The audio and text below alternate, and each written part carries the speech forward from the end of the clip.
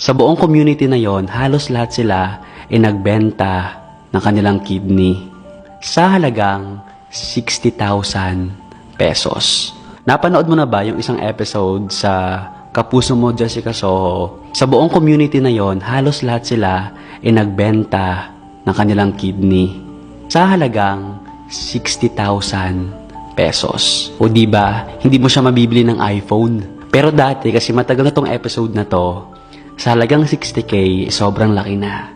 So yung isang lalaki doon, binenta niya yung kidney niya, tapos yung perang nakuha niya doon, pinangbili niya ng karaoke at pinaayos niya yung bahay nila. Sa recent interview ni Jessica Soho sa kanila, yung mga nangyari daw sa mga naipundar nila sa pagbenta ng kidney nila, biglang nawala dahil sa sunog. Ito pa yung malala, pinili yung kidney nila in illegal way. Ikaw, magbebenta ka ba?